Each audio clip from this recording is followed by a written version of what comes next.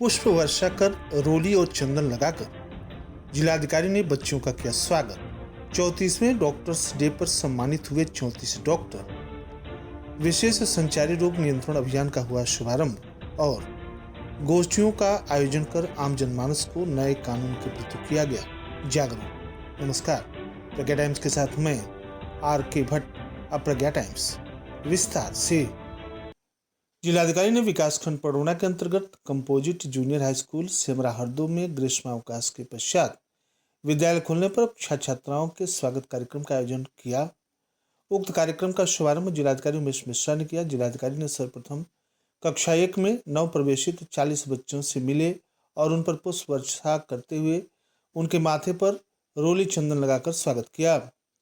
नाम पूछने के साथ अन्य प्रासंगिक प्रश्न भी डीएम ने किए। जवाबों से प्रसन्न होकर बच्चों के लिए सभी के साथ तालियां भी बजाईं। बच्चों को नियमित विद्यालय आने, साफ सफाई से रहने तथा ईमानदारी एवं नैतिकता के साथ जीवन में सफलता की नई ऊंचाइयों को प्राप्त करने की भी प्रेरणा जिलाधिकारी के द्वारा दी गई। डीएम ने विद्यालय में स्थित खगोल विज्ञान प्रयोगशाला का अवलोकन किया, जहां उन्होंने 8 के छात्र आशीष कुमार से मानव कंकाल तंत्र, सौर मंडल, सूक्ष्मदर्शी तथा नक्षत्रों से संबंधित प्रश्न किए। विद्यालय के शिक्षक राहुल कुमार सिंह से उन्होंने इस प्रयोगशाला के बाबत अन्य जानकारियां भी ली। शिक्षक राहुल कुमार सिंह के द्वारा दिए गए उत्तरों से प्रसन्न होकर अपने हाथों से माला पहनाकर उत्साहवर्धन किया तथा कक्षा अवलोकन के दौरान उन्होंने कक्षा 7 के शिवम कुमार से पहाड़ा पूछा। छात्रा कुमकुम गुप्ता से परिचय पूछा। उन्होंने एक शिक्षक के अंदाज में बच्चों को हार की जीत के उद्देश्यों को सिखाते हुए अपनी बात की। 5वीं कक्षा के छात्र करण से स्पेलिंग पूछे जाने पर बच्चे ने अपना समुचित उत्तर दिया। कुमारी रंजना ने कक्षा में अन्य प्रश्न भी किए। सही उत्तर देने पर जिलाधिकारी ने बच्चों की सराहना की। उन्होंने इनोवेशन कक्ष में प्रवेश, projector, digital touch screen channel तथा विभिन्न टीएलएम का अवलोकन किया। प्राथमिक अध्यापक निसार अहमद की सराहना की। रसोई कक्ष में जाकर मध्याह्न भोजन तथा मेनू की जानकारी ली। कक्षा 1 के नव प्रवेशित बच्चों के बीच उनसे ढेरों बातचीत की तथा अपने हाथों से बच्चों को मिष्ठान तथा फल वितरित किया। उन्होंने सभी कक्षाओं में जाकर बच्चों को ईमानदारी, नैतिकता, अनुशासन तथा नियमित विद्यालय आने की प्रेरणा दी। इस अवसर पर जिला बेसिक शिक्षा अधिकारी डॉक्टर रामजीवन मौर्य, विद्यालय के शिक्षक कुमार शंकर यादव, रीना, डालिमा सिंह, छात्र छात्राएं मौजूद रहे। देश भर में हर साल की भांति इस वर्ष भी डॉक्टर्स डे मनाया गया। यह दिन जीवन बचाने वाले डॉक्टर्स के प्रति सम्मान तथा आभार व्यक्त करने के लिए मनाया जाता है।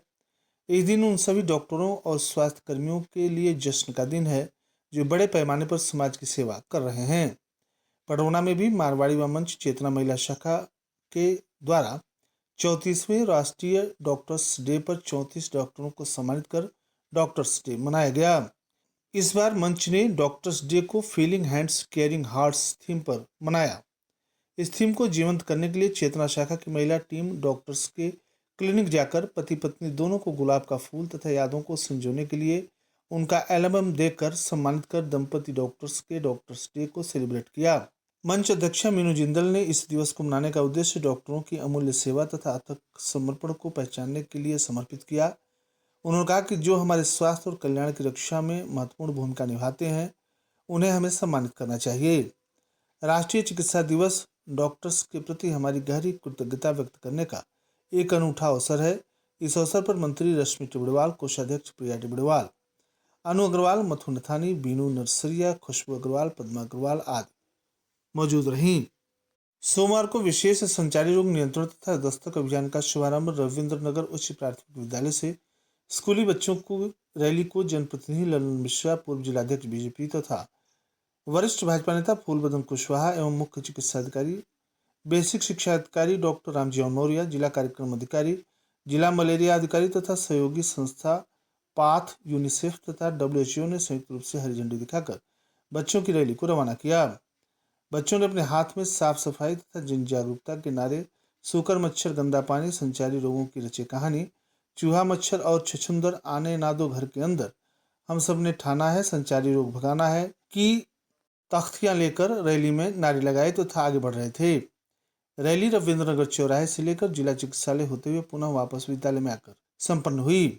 उपस्थित सभी सदस्यों को संचारी रोग नियंत्रण अभियान की शपथ दिलाई गई। दस्तक अभियान दिनांक 11 जुलाई से 31 जुलाई के अंतर्गत आशा घर घर भ्रमण कर स्वास्थ्य शिक्षा एवं साफ सफाई के बारे में जागरूक करेंगी तथा बुखार, टीबी, फाइलेरिया, कालाजार, कुष्ठ रोगियों की लाइन लिस्ट तैयार करेंगी एवं कुपोषित बच्चों का पता लगाएंगी तथा घर के अंदर पाए जाने वाले मच्छर प्रजनन के स्रोतों को नष्ट करेंगी। क्षेत्र भ्रमण के दौरान दस्त के मरीज पाए जाने पर उन्हें ओआरएस तथा जिंक की गोलियां भी उपलब्ध कराएंगी।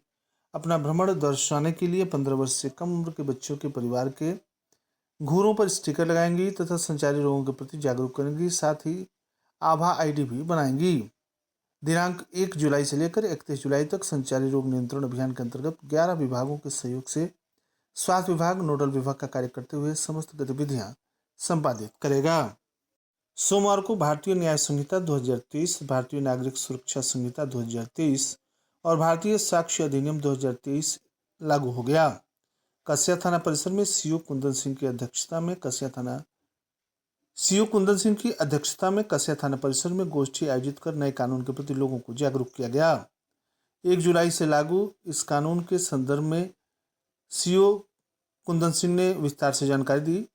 लोगों के मन में पुराने कानून की जो अवधारणाएं हैं उसको लेकर आगामी दिनों में किस प्रकार से असमंजस की स्थिति न रहे, इसके विषय में विस्तार से बताया। श्री सिंह ने बताया कि नए कानूनों के तहत आपराधिक मामलों में फैसला मुकदमा पूरा होने के 45 दिन के भीतर आ जाएगा। पहली सुनवाई से 60 दिन के भीतर आरोप तय किए जाएंगे। एफआईआर जांच तथा सुनवाई के लिए अनिवार्य समय सीमा तय की गई है। अब सुनवाई के 45 दिनों के भीतर फैसला देना होगा। शिकायत के 3 दिन के भीतर एफआईआर दर्ज करनी होगी। इस नए कानून के तहत घटना क्षेत्र की पुलिस के द्वारा पीड़ित को 90 दिनों के अंदर जांच की प्रगति रिपोर्ट देनी होगी। साथ ही साथ 7 दिनों के अंदर चिकित्सक भी अपनी मेडिकल रिपोर्ट भेजेंगे। इसके साथ ही महिलाओं तथा बच्चों के साथ होने वाले अपराध से निपटने के लिए 37 धाराओं को शामिल किया गया है। 18 वर्ष से कम उम्र की लड़कियों से सामूहिक दुष्कर्म के मामले में दोषी को आजीवन कारावास और मृत्युदंड होगा। यही नहीं, झूठे वादे तथा नकली पहचान के आधार पर यौन शोषण करना आपराधिक कृत्य की श्रेणी में आएगा। साथ ही घटना में आयु के द्वारा घटनास्थल की वीडियोग्राफी, फोटो तथा अन्य साक्ष्य के रूप में एकत्रित कर अपराधी को सजा दिलाने के लिए मजबूत साक्ष्य एकत्रित किए जाएंगे। नए कानून के मुताबिक आपराधिक मामलों में सुनवाई समाप्त होने के 45 दिनों के भीतर फैसला आ जाएगा। इस अवसर पर थानाध्यक्ष कस्या Girijesh Upadhyay, crime inspector Om Prakash Singh, SSI Praveen राय, चौकी इंचार्ज कुशीनगर रणजीत सिंह बघेल, हाईवे चौकी प्रभारी बबलू कुमार, कस्बा चौकी प्रभारी गौरव श्रीवास्तव, एसआई संदीप यादव, रुपेंद्र पाल सिंह, विपिन सिंह, सभाजीत सिंह सहित पुलिसकर्मी तथा संभ्रांत लोग मौजूद रहे। तुरपट्टी थाने में भी न्याय संहिता 2023, भारतीय नागरिक सुरक्षा 2023 और भारतीय साक्ष्य अधिनियम 2023 को थानाध्यक्ष संजय कुमार के द्वारा लोगों को विस्तार से जानकारी देते हुए जागरूक किया गया। इस दौरान एसएसआई राजेश गौतम, चौकी इंचार्ज मधुरिया अवनीश सिंह, एसआई आशीष सिंह, अशोक शुक्ला सहित पुलिसकर्मी तथा बड़ी संख्या में पुलिस बल के लोग मौजूद रहे। जटां बाजार थाना परिसर में भी नए कानून के प्रति थाना प्रभारी ओम प्रकाश तिवारी ने विस्तार से जानकारी दी तथा लोगों को जागरूक किया। इस अवसर पर ग्राम प्रधान बबलू अंसारी, अरविंद चौधरी, उदय भान गुप्ता, भाजपा नेता श्रीकांत जायसवाल, अग्नि देवी के साथ तमाम गणमान्य लोग उपस्थित रहे। और अंत में सुर्खियां एक बार फिर। पुष्प वर्षा कर, रोली और चंदन लगाकर जिलाधिकारी ने बच्चों का किया स्वागत। 34वें डॉक्टर्स डे पर सम्मानित हुए 34 डॉक्टर। विशेष संचारी रोग नियंत्रण अभियान का हुआ शुभारंभ और गोष्ठियों का आयोजन कर आम जनमानस को नए कानून के प्रति किया गया जागरूक। इसी के साथ प्रज्ञा टाइम्स का ये अंक समाप्त हुआ। नमस्कार।